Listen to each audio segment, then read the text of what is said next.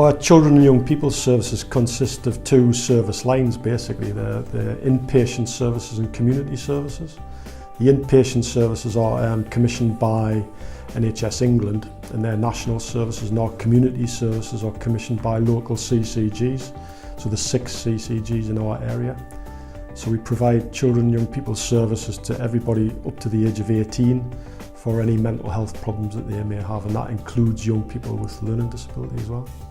The reason we bought the project was because we had a number of issues in our services around waiting times and around our capacity to meet current demand. There's a national problem with children and young people's services around demand and capacity. We're no different to anybody else. We were experiencing some significant problems in relation to building waiting times. I think there was a clear need for change. And it was felt that maybe things weren't working as well as they should be, and I think the service felt that there was, a little bit extra support needed. But once I did become on board, what I wanted to get out of it was more streamlined services and more clear pathways and roles and responsibilities for staff. What I would say is that the services were good. We'd already received an outstanding rating from CQC, so quality-wise services were as good as they could be, really. I think where we had concerns was around, as I said earlier, the increasing demand and whether we were using our capacity in the right way. So I think there was lots of inefficiency in the system, even though the people who were in the system were getting a good deal, they were getting a good service. Our waiting lists were building, therefore there was a lot of people that weren't getting into our service, and we needed to make sure that we were being as efficient as we could be, and I think that was in doubt at the time. Meridian was first introduced because we had two very separate parts of the service. We had an ADHD part of the service and an ASD part. We were looking at combining both areas from a productivity point of view due to the fact that there's so much crossover between the assessments. We had 4 new managers in post, and the roles and responsibilities weren't particularly streamlined or clear as to what they should be. They were very clinically focused, which isn't a bad thing, but that meant that operationally they weren't that focused on what the operational side of the job should be. I think one of the biggest advantages of the Meridian process was the fact that it was very, very time limited, whereas beforehand it would be that we would sit and discuss the best way to move forward, and we'd have several discussions on that and very little would get pushed forward. Whereas with Meridian, it was very, very clear from the very start that once we had those conversations and those decisions had been reached, we would actually follow through. When the project first came into play, I think it would be fair to say there was lots of scepticism about bringing in an external company to examine our services. Obviously, staff get very anxious when people are being observed in their daily work, etc., etc. So there was some anxiety around, but I think that the team worked very hard with staff to try and overcome that anxiety. And I think once people realised that it wasn't to berate anybody, but it was to make services better, people started to engage in the process. Initially, there was that level of suspicion as to why you were there and what you were doing and kind of why you're looking at me. That changed to the middle part where they got quite irritable with kind of the process. They were quite angry. It was almost like you were accusing them of not doing their job. But now what we have is very content staff. They're very contained, I suppose, with having the boundaries in place as to what's expected. I suppose we didn't know what you were going to be asking for, but in terms of what we wanted out of it was to know where the services were currently at in terms of capacity, in terms of how effective they were, how efficient they were, and the project certainly delivered on that. I suppose the general feel about it, whilst the management had their thoughts about it, I think probably the team managers felt quite pressured. I think they felt it a real challenge in terms of the amount of data and the requests for information that came through. And certainly the clinical staff felt pretty uncomfortable at times with the transparency that it required around their practice as well. But however, that all helped us to find out what kind of capacity and and how effective and efficient we were working. But these things are hard work. When we got into the level of detail that we did, it required a lot of work and the data collection and observations of staff. So I think there was a lot of tensions around, and it was difficult for staff at first. But I think the benefits are tenfold. Now that we understand what's happening in our services, it allows us to plan better going forward. And I think now, if I was to ask the staff now, they would say that things are better, much better than they were before. I think the Meridian team's attitude from all of the staff that I met was absolutely fine. Very polite, at times very easy to work with. It's always difficult for anybody coming in and trying to embed change that maybe staff and managers alike aren't fully aware of. And the support that they gave was absolutely great, and you could see it going from strength to strength as we worked through the stage. It's helped me as a manager understand team capacity, individual staff capacity, and how to measure that. For your managers, your on the floor managers, to sort of say that there are going to be lots of demands for data and information requests, and they're going to be rapid, and they're going to be required within set time frames. I think what the service has gained is things are more streamlined now. It's very, very clear what the manager's job is, what their roles and responsibilities are. It's much more operationally focused. We'll have clear teams, clear pathways within the teams, and what's happened is the teams have really taken responsibility and ownership of the service, where beforehand, when it was a bit chaotic, I suppose they didn't have that clear leadership, which led them everybody doing different things, whereas now everybody's very clear on what's expected. I know on a Monday that when I look at the staff's weekly report that I handed in on a Friday, when I pulled all of that together and collated all of the rationales for DNAs, cancelled on our behalf, and other factors like the variances, when I put all of that together and I submit my management report, it gives me a really good snapshot of how the team's performing the week before, and then it helps me work with the week ahead with the projections that they've also submitted. So I know if that staff are down on the contracts or something, I know that this week we've got a plan to get that back up, so it just seems to balance itself out. The service has gained a lot from the project. We always were a high quality service, and I think we've managed to maintain that. But what we've done now is put systems and processes in place which allow us to examine activity on a daily basis, make sure that workload's pretty evenly spread, that people aren't stressed with huge caseloads, and that we're using our staff as efficiently as we possibly can. I'm now able to report to the board exactly what the services are doing on a day-to-day basis if need be. What we have now is very happy managers. They are very clear on what their roles are. They know what every member of their staff are doing at any point in the day, where beforehand that wasn't really clear.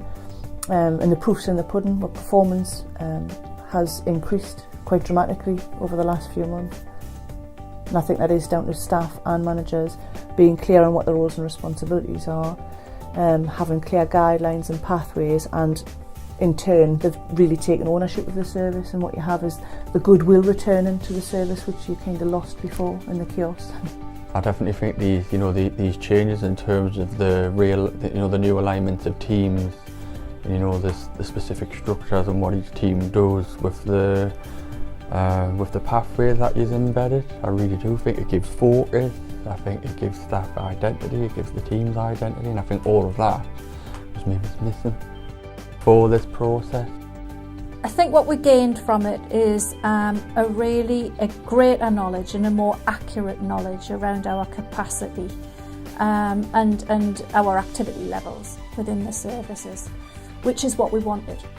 I think what it also did was show us where we could release capacity as well, which again helps us to work more efficiently and effectively. I think some of the systems have been really beneficial in the fact of being able to collect proper data that means something. That for me has probably been the strongest point of this whole exercise. It's all very well saying that we've got a capacity issue, but then to be able to demonstrate it with facts and figures means a lot to me as a manager. I can actually then turn and say, okay, well, these are the facts. Okay, this is how many staff we've got, this is how many patients we can see over this time frame. One of the things we did as part of the project was actually restructure the teams into different types of teams. A lot of the staff are reporting that they feel that the new team structures are much better, and it's using people's skills much better than we did before. So they're getting there, and it's working pretty well. Before, the waiting list has come down, although the referral rate's still the same, the referral rate has remained the same, the waiting list itself has gone down, because what we have is weekly team meetings where all the staff attend, and because they feel very part of the service now, you know, they're not just being allocated things, they are part of that team who sit there, listen to what referrals have come in, and taking the ownership of saying, actually, that sounds like something I would really like to work with. I'm already at my capacity, but I can see that one really quickly, so give that one to me. So actually the treatment waiting list has gone down, and we're on track to be hitting our targets by the end of the quarter. So that, I'm keeping my fingers and arms and toes crossed for that. The manager has, that handle and oversight and ability to kind of make use of the staff members' time more efficiently. And I think we couldn't necessarily see it at the beginning, but now when you would mention, and when we were meeting and stuff about, if staff have got DNAs and then they've got space, and then you look at your waiting list and you filter in and stuff, it works really well. Well, I feel confident in our data now. I was struggling with that beforehand. Now I feel able to understand, if you like, what's going on in the service at any one time. I feel confident now that we've got a strategy around our workforce. We now better understand what we need going forward in relation to workforce needs. So when it comes to things like recruitment and selection, we know what we need going forward. So I feel much more comfortable with our recruitment processes. I think our supervision systems are much more robust now, and it's not just about clinical supervision, it's about caseload supervision.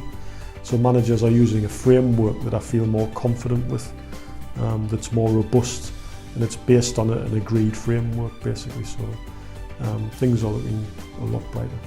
I think this type of project it focuses the mind, if you like, of the people that are involved in it on what needs to be focused on. This was all based upon patient needs, about skill sets, and about making sure that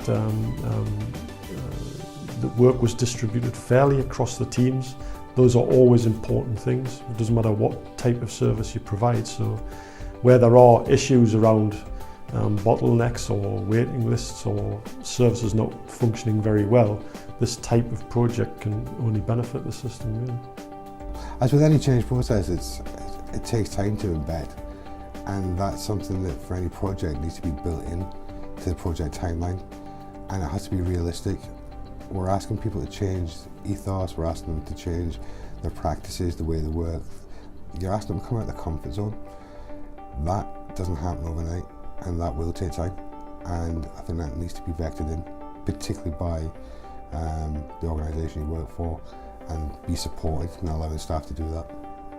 I probably would have discussed the project more with the teams before we actually engaged in the work, so I think preparation is good, but also keep focused on what the project's about. Make sure that you make it clear that this is about improving patient experience, and most staff will engage with that. I think there's a number of things. I think having the clear systems and processes is one thing. It means, I think looking back now, whether the suspicion was there, well, they're saying that we're not doing our job. The proof is in the pudding. Actually, we've never said you're not doing your job. Your job hasn't changed. And I said that a million times during the process. Your job's not going to change. But nobody believes that when they're going through a process like this. So now they're at the other end, they can see that the job itself hasn't changed. It's the mentality and the kind of thinking around it that's changed. I do think it's the ownership that's the biggest thing. The suspicion's gone, so they put the contacts in on time because they've realised that actually it's not a microscope kind of process. They see the benefits in it, and then having that team meeting process is really, really helpful. Allocate timeframes to certain aspects of the work, That's helped us to standardise what we do, but also put us in quite a strong position for negotiating with commissioners around service specifications and what our service can provide and perhaps what it can't provide, because it helps us to cost out what each element of the service is as well. Because the project itself worked well, we may be able to overcome some of the anxieties that we had earlier on if we had a better lead into that. So that would be my advice. To allow yourself to be open to change, to really listen, to really take on board what these specialists are saying, and to start with a positive outlook that this is going to achieve a greater goal. It was missing for this process, and I think we're seeing it now, and I'm sure all those would agree. Since the process, since the Meridian work stopped and we've taken ownership of it, and the cycles of change that we've been through, I think at the moment it's probably the strongest it's been within 6. I think children's services for quite some time now have been under the microscope, both nationally and internally, as our trust board were examining what we were doing very closely. So there was a lot of pressure on services. But I think now that the systems have been put in place that allows the team to understand themselves what's happening, I think that's been really helpful to them to manage their own throughput, to manage their own demand and capacity issues in a way that they couldn't before. Really. You can see it week by week, and it's just going from strength to strength. And I think senior managers and everything now are able to get a really accurate account of just what these teams and the staff within the teams are actually doing. Working with Meridian was actually very different from other projects that I've been involved with throughout my time in the NHS. And one of the things that was noticeable was the pace. Things happened very quickly. There was a big push for information to be collected and collated very quickly, and how we could utilise that information and make improvements and changes to service delivery. But honestly, it's a different place now, really different place. From a learning point of view, I think Meridian's been very successful in helping us get from point A to point B. And for that, I would definitely work with Meridian again. Absolutely. If I was given another opportunity, I would work with Meridian again. The conversation is there and they feel much more valued. Of course, when you've got valued staff, you get more productivity out of it. It's a lovely place now. Love it.